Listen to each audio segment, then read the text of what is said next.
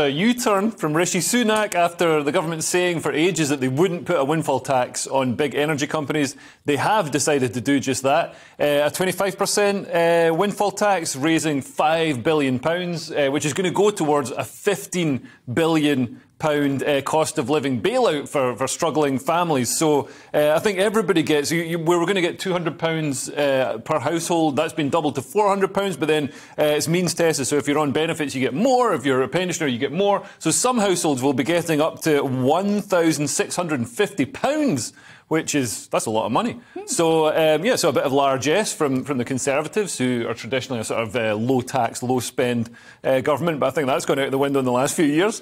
And and also there's he's tried to sort of soothe Tory fury by saying, he hasn't caved into Labour demands and offered red meat to socialists.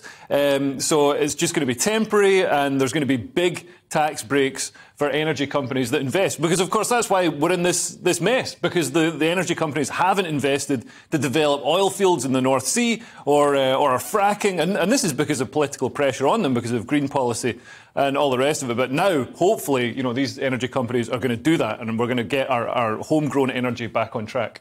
Is there a question about the timing? Can we go down the conspiracy theory hole of thinking, why did they not mention this before there was something they wanted to shift from the front pages? Well, I don't think that would be a conspiracy theory. That's just good political sense, isn't it? However, I don't buy this idea that they've nicked the idea of Labour. I know Labour were pushing for the windfall tax for quite a while, and Rishi's been accused of offering red meat to socialists, which doesn't make sense because socialists are vegan anyway. But, I think this is just a good idea. It's just a good idea that, obviously should be done. I mean, the kind of price hikes that we were talking about were going to be ruinous, absolutely ruinous for families across the country.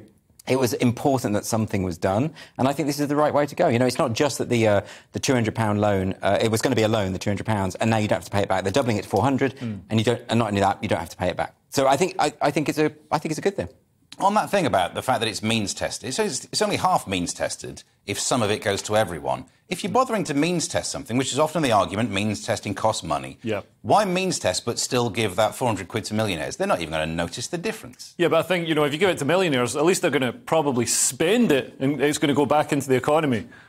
Maybe. No, I think that's wrong. Right. Because there's something in this article as well talking about how anyone with a second home will also benefit. And this means that actually Boris Johnson and Rishi Sunak will benefit from this. But they've said they're going to give their money to charity. But I think you're onto something. Yeah, let's means test it properly. Yeah. If you're a millionaire, you don't need the money. Yeah. I mean, it's not the worst feather in the nest that the government's done over the past few years with all the PPE contracts for billions and billions. Yeah, but that 800 quid they pocket from having two homes, that's the reason, that's why they were doing this all along.